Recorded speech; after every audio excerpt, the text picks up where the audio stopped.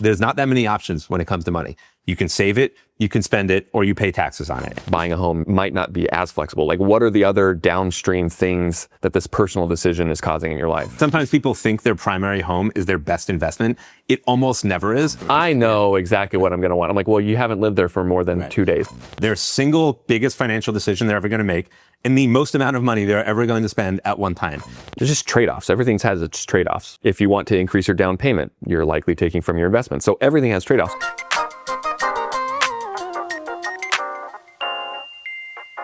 Welcome to Beyond the First Million by Drucker Wealth. I'm your host, Gideon Drucker, alongside my colleague, Jordan Haines. Okay. And we're excited. Last week, we spoke about education planning, education funding, and really all things family planning, right? I would say more broadly, generationally even.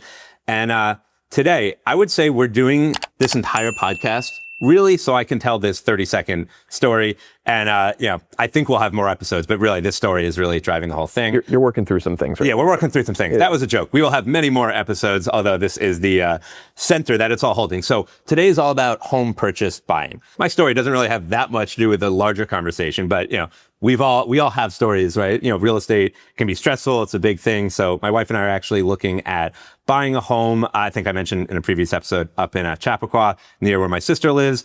And we actually agreed to a deal. We found a home, loved it, made an offer. We got the offer accepted. We rushed to do the inspection. We had our families come because we wanted them to see it. We were moving through the contract stage. We were like, as fast as possible. 6 days after we saw it for the very first time, we get a call from the broker that they were still showing the house and somebody else made a higher offer. And ipso facto, they accepted the other offer on the spot and thanks anyway. While we were literally imagining and thinking about, all right, well, here's how we're going to do this and here's how we're going to do that. 1 week. And so a little scarred. I definitely don't think that person is listening to this podcast or just doing anything as a good human being here on earth. But we will. There we go. There we go. All right, so we can cut it, right? We're done with stay in, and we want you all to know this. Beyond the first million. You need to know where Gideon's coming from. We had a good run for the first 4 episodes, and this is why we're doing this. But no, so we're going to talk about all things home purchase, buying, and we are talking. Everything today is about your primary residence. Even a vacation home, and I think, it could fit. You just take some principles, yeah. Right, it's the same principles because at the end of the day, it is a lifestyle decision. An investment property is a investment decision. Not a very good one, I think, in most cases, but be that as it may, and we will get there at a later. This is a personal decision that has financial implications. 100%. Yeah. And really, we like to say all, personal finance is a lot more personal than it is finance across the board. And I think if we had one message or theme of this podcast, it's how do we make great life decisions and do so in the most financial and tax efficient way. Right. But yes, so that is how we think about it. But buying a primary home is, for most people, their single biggest financial decision they're ever going to make and the most amount of money they're ever going to spend at one time. And I think even with all of that said, this is still a decision that I think gets appreciated, thought about, or maybe just not, the context isn't as wide as it needs to be. So first thing we want to talk about is when to buy a home, because I think you'll get into how we think about price and cost and all that. But I think this idea of, the American dream, well, I need to buy a home. I get to a certain age, I get to a certain family status, I get to a certain income, I think is how people probably think about it the most. I need to be a homeowner.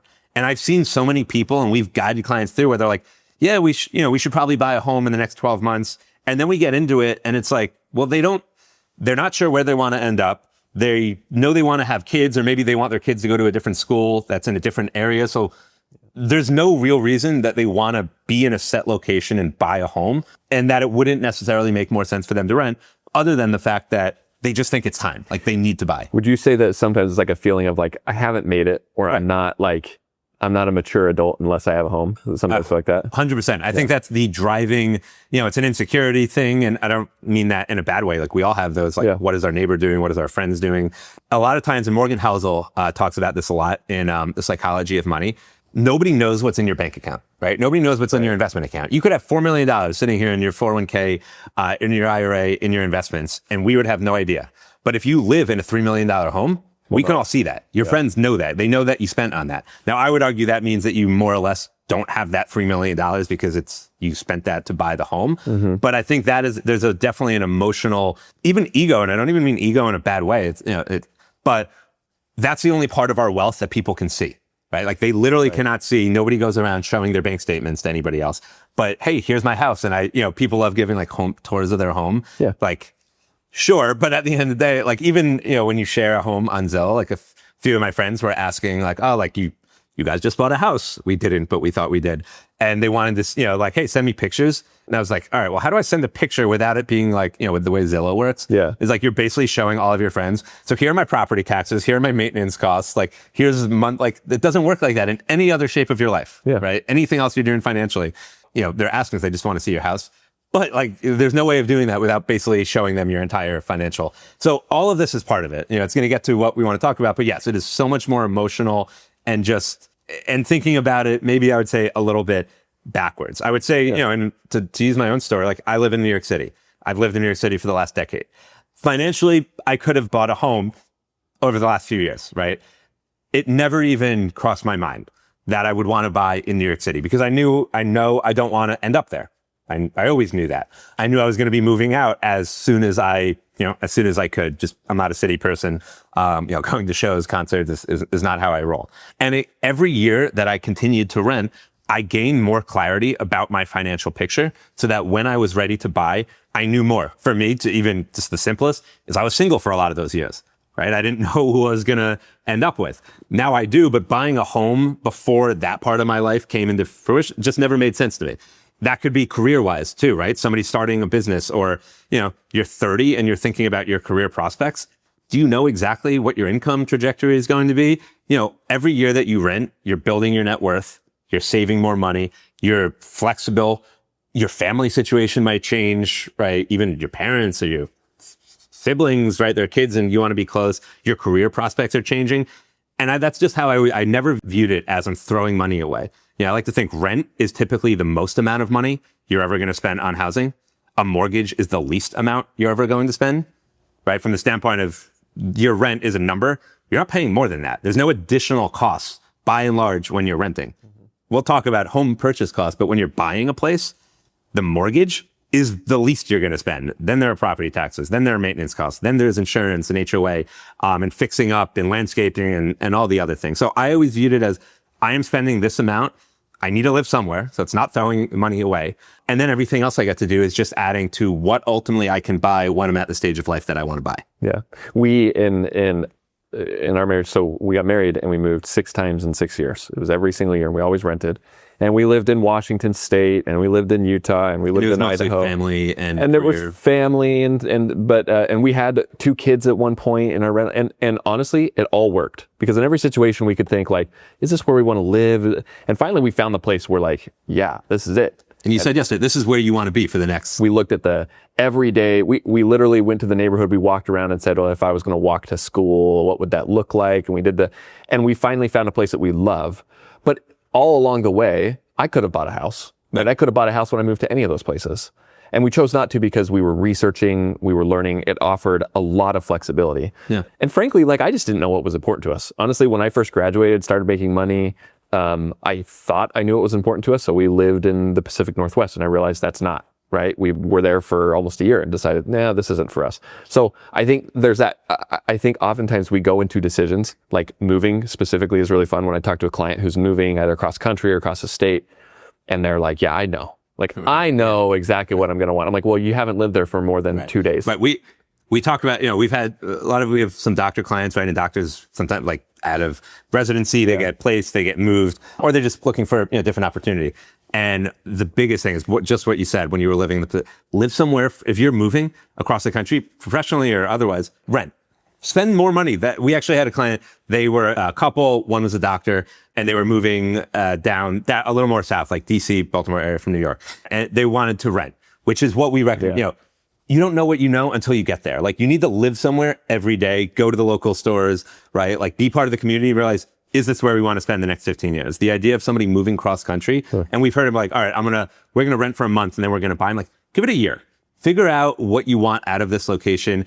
Even for no other reason, then you're going to make a better housing decision when you know the different little areas, right? As I'm looking at homes in Westchester, if I wasn't from this area, I would have no idea of the little nuances of the different school districts, of what this side of town versus that. Not that it's better or worse, it's just depending on what you're looking for. I mean, I'm really looking for a house that's within a 4-minute radius of where my sister, husband, and their kids live. I think my wife is okay with like more like 10 to 15 minutes, but you know, we'll meet in the middle there, I like to say. But you know, figure it out. And also renting, you know, like while you were in the Pacific Northwest, and what I was saying to this client that moved to DC, and we were, you know, they just had a kid, and I said, you can spend more money on a year of rent than you might commit to for a 30-year mortgage. Like this is a finite period of time. I said, you know, we were talking about numbers, and you know, we're talking about, I think it was 8,000 to 9,000 of rent, and they're just not the people that like spend. You know, they are not spenders. They're used to 5 or 6, and even that I had to get them there. And I said, guys, this is 1 year. You have a newborn. You're making a lot of money. Like you are in great financial shape, and quite frankly, you're living in a lower cost of being in the Baltimore, you know, that area, but compared to New York City, which is where we're coming from. So like you can take more, I don't want to say risk because it's not a risk, but you can do things for a year or two while you're figuring out the next stage of life, even from a cost standpoint that no, you might not have been comfortable committing yourself to a 30-year, you know, way of that. So when you're moving somewhere, like give yourself time. You can also spend a little bit more when you're giving yourself that permission to figure out what you want to do next, where you want to be, and how it all comes together. And you don't need to buy right away. And I think now you are in your forever home. I know, you know, it's great. Yeah. Like I think that the general principle is renting is flexible, both from a financial standpoint and from a, frankly, like you can learn the area and the commute and all the, like the community, all those things, and have it be low risk because you can always move and you're not locked into anything. It's okay.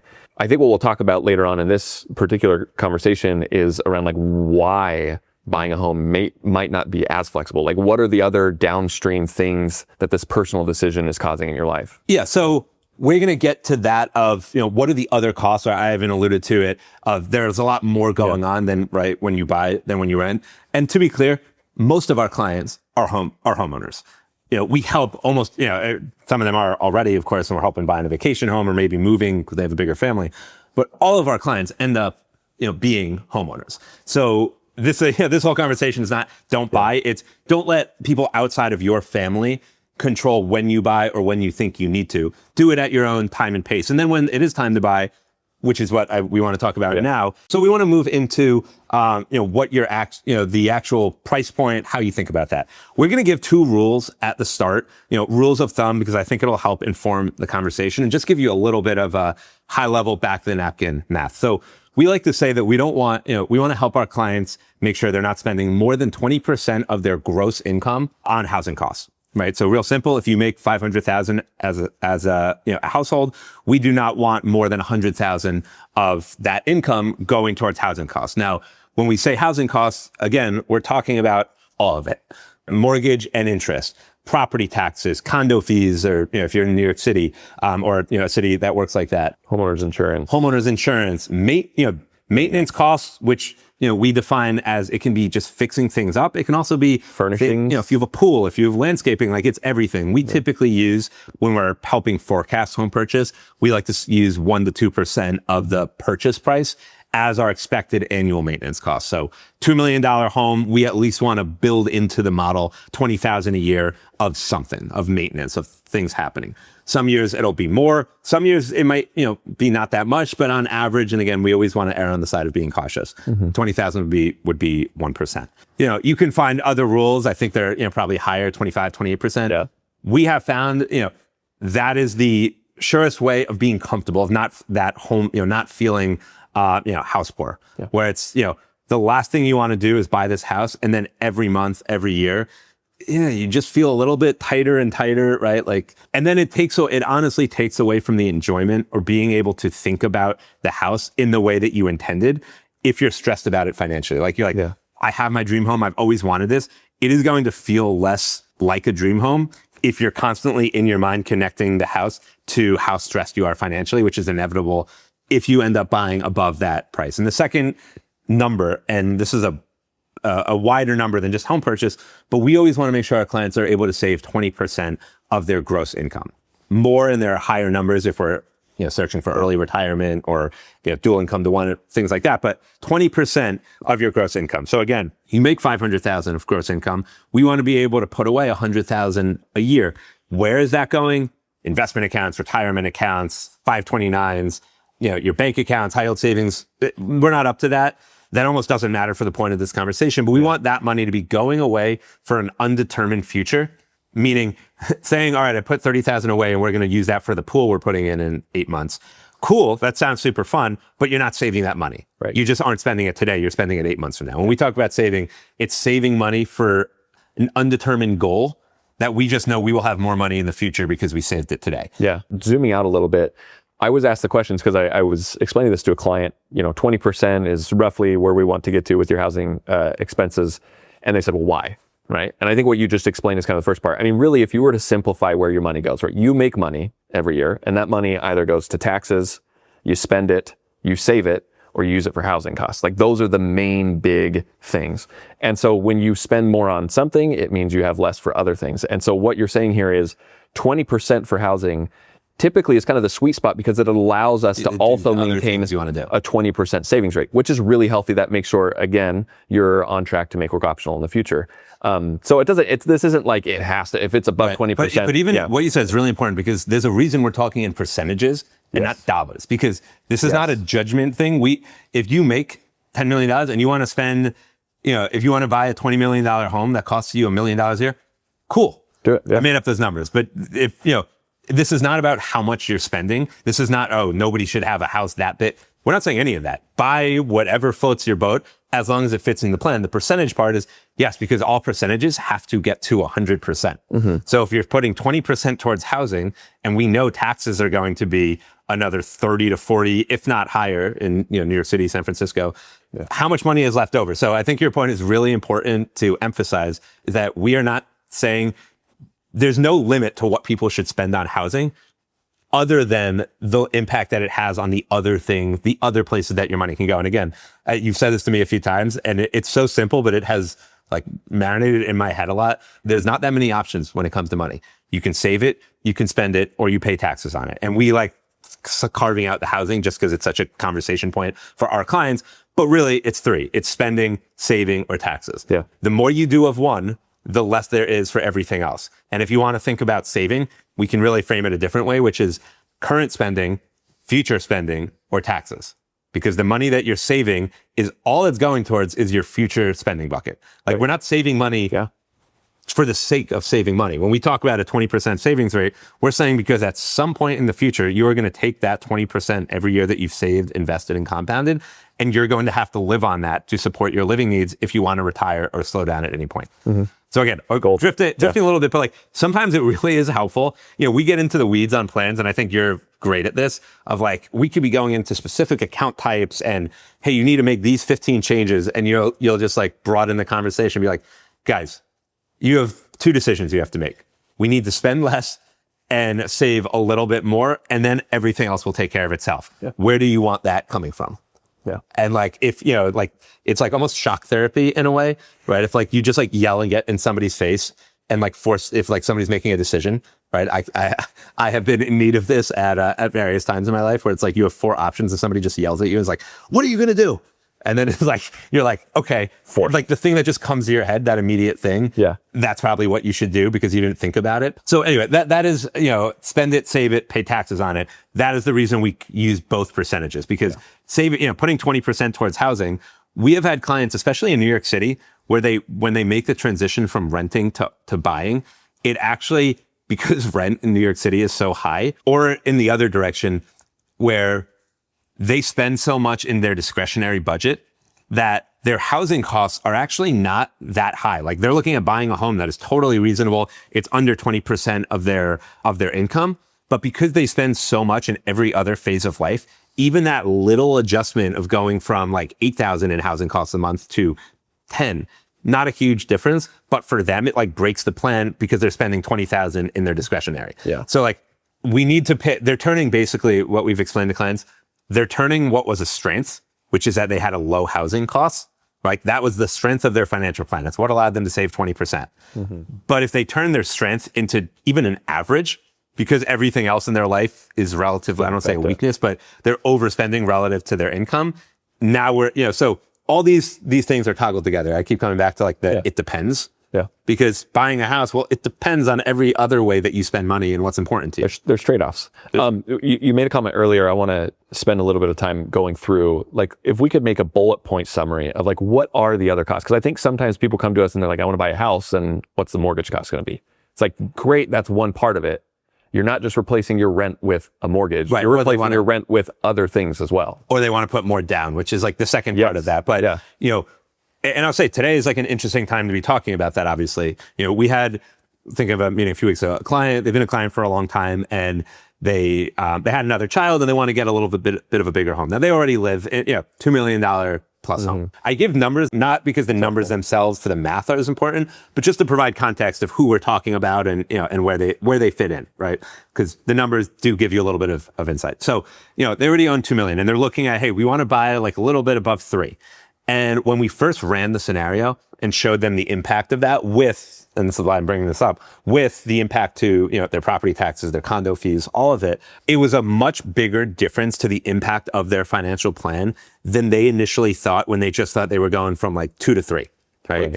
And part of that is all the other things, because when you buy a home, and this is a really important point, when you buy a home that's bigger, everything else, every part of that home becomes more difficult to maintain. Not more difficult, I mean, sure, but more expensive. Let's use that. It becomes more expensive to maintain. It's almost like we talk about compounding in the positive direction a lot.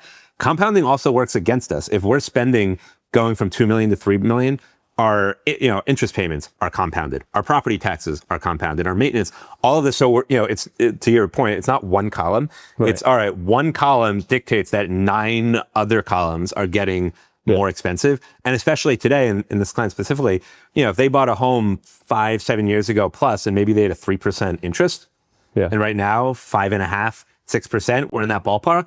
Well, that 2 to 3, like the mortgage interest alone, skyrocketed. It would have been the equivalent of, at the same mortgage, buying a double the size of their home.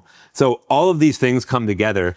And I think sometimes, especially when we love a house, and, I fell into this a few weeks ago, when you love a house, everything like purchase price, I love the house, and that's what matters. And then you kind of got to think, all right, if you want a pool, I want a pool. If you want a pool, all right, well, then you got to maintain the pool. And then how much are you paying per week to have the pool cleaned? Or if you're doing it yourself, well, time is money. And how do I think about that? Is that something I'm going to tell myself that I'm going to do every week? And then I'm going to get to a point where I say, you know what, that isn't worth my time. I'm not a professional pool cleaner in my spare time. I'm going to hire, and now that's just that weekly cost. Oh, I want a lot of land. Okay, well, how are you going to maintain that land? Yeah. And that you can keep going in the things that are important to you. Or you want to buy in a place that's further away from your kid's school. Okay, well, who's dropping them off every day, right? Do you have a nanny? Are both parents working? Is one person? But like all of these things, there's a knockoff effect to everything that comes to home purchase. And sometimes when we have these conversations, our job is just to ask some of these questions, but let these other questions kind of develop organically. Yeah. Because I promise you, they're going to get off the meeting and talk about all the things that we just maybe gently brought up, but they'll have the real family conversation to how this matters and how this impacts others. Let me ask you a question though, because I think you probably get this from clients. So I think it's commonly understood, if I put more down on my house, then I don't have as big of a monthly payment. Therefore, I can keep a good, healthy, cash flow. So if you brought that all up to me and I said, okay, well then what if I just put more down on my home? What effect does that have? Yes. We hear that, as you know, we hear this all the time. Yeah. And it's interesting. We hear really smart, financially savvy people. And I emphasize that because there's that emotional component to, well, if I could lower, Gideon just said that $3 million home might be a little bit of a stretch above our budget, and it might, stretch us out because if we look at the numbers, but what if instead of putting 20% down, right? What if we put down $1 million, right? And then that will lower the amount of the mortgage to come over the next 30 years. So our monthly costs are lower. And what I like to emphasize is, that's an investment conversation. That's a secondary conversation. Maybe you want to put more down. We need to look at the interest rate, what you have in the bank, what you have in investments. Maybe that's something you want to do. But it has absolutely no impact on whether you can afford the house in the first place. Because all you are doing, if you're putting more down, is yes, your monthly costs go down, but you are taking money out of your net worth in order to do so. So you are taking money that was otherwise being invested, growing, compounding out of your existing net worth, and you're putting that into vehicle that is not doing any of that. So, sometimes, and I typically don't need to get this stark about it, or like show it this, but hey, your net worth right now is $3 million. If you want to put more down, you're going to go from 3 million to 500,000 net worth overnight. And yes, you'll have less monthly costs. So you'll save a few grand each month. But that few grand was only going to be, the whole point of that was it was going to add to your net worth. And we just took your net, we just lowered that in one full swoop. Yeah. So it's not that it's a bad decision. It may be, it may not be, again, depending on interest rates and where, what your financial plan looks like.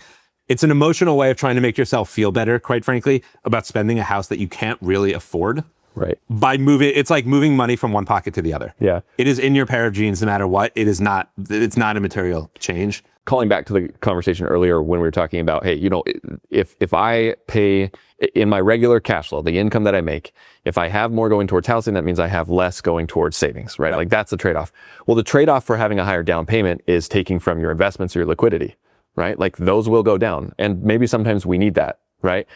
So there's always going to be a trade-off. And in this case, it's a trade-off for your net worth and how that looks.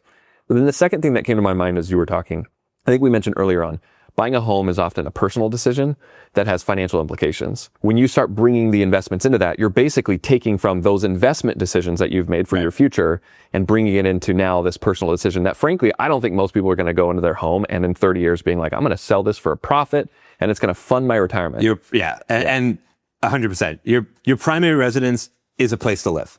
Yes, you can make money. And this might even be a separate conversation, but I think sometimes people say, all right, I put in, I spent 500,000, 30 years later, I made, I sold it for $1 million, I doubled. Sure. But it happened over 30 years. I think sometimes people think their primary home is their best investment. It almost never is. Right. The reason they think that is because they left they weren't looking at their performance of their house each year. How would you even quantify that? They ignored it, moved around. So the numbers became ginormous because I bought it for $1 million. I sold it for $3 million. So the numbers look good. If like people had that approach to their investments where they put money in it, they left it alone and let it compound, the numbers would be ginormous. But if you look at it every single year, it doesn't feel that way. So a primary home, to your point, it is a place to live. It is nothing else. If you make some money afterwards, cool, great. But it feels like that because of just the length of time that you have left it alone. And the other part of that is, cool, I sell it at a profit. Now what? Well, now you need to buy another home or you need to rent or like you're turning a primary home into your next home. And people say, well, yeah, but I'll downsize, right? So I'm going to make a profit and then I'm going to keep the profit because I'm going to buy a smaller home next time. I don't think I've ever seen, unless they needed to, clients downsize intentionally or proactively. What are they going to do? What is human nature? They're going to take any profits from the sale of their primary home and use that to buy their next home.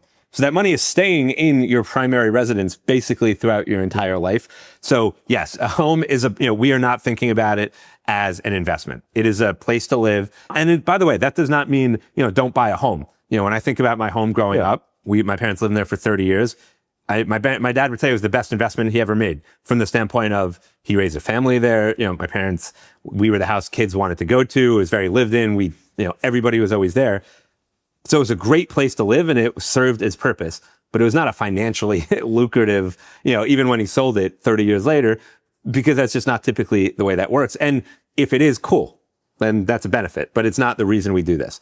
This is one of those things we hear more than anything else is, what if I just put more down and then I will have less of a monthly cost? When you said, what is the reason people want to lower their monthly costs? So they can save more money. At least, again, this is where, the clients we're working with, it's important to emphasize some people are trying to break even for the week, right? They're trying to save anything. We get that. It's just not, who we're speaking to. Right. Clients we're speaking to want to lower the amount they're spending on housing each month because they have saving targets. And they would say, all right, well, if I spend less on my house each month, I'll have more money and I'll be able to reach my 20% savings goal that Drucker has told me about for 5 years. Sure, but the only reason we care about saving 20% is to build up your net worth. And if we're shortchanging that, then we're getting there. All right, we said that a few times. I think it's that important. All right, I think we covered mostly everything we wanted to today. Anything we missed or even just want to bring together? No, I think we covered most of it. I think the general theme of the conversation today, and this is in almost every conversation we have, is just trade-offs. Everything has its trade-offs, right? If you're going to increase the amount that you're paying towards housing, which is more than I think most people actually think, you're taking from your ability to save. If you want to increase your down payment, you're likely taking from your investment. So everything has trade-offs. That's not to say that it's bad, right? We want people to buy homes because it's wonderful. when they do it in the right way, right? When they And know at the that, right yeah. And so we want them to buy at the right time. We want them to go in with their eyes wide open. And I think today's conversation was probably helpful in thinking about and making sure that everyone had their eyes wide open when they decide to buy a house. Yeah, absolutely. All right. I think that does it for us today. We'll see you next Thursday. Thanks for being with us. And as always, if you have questions, comments, or even ideas for episodes, comment below and we'll be sure to take a look at that. Thank you. We'll speak soon.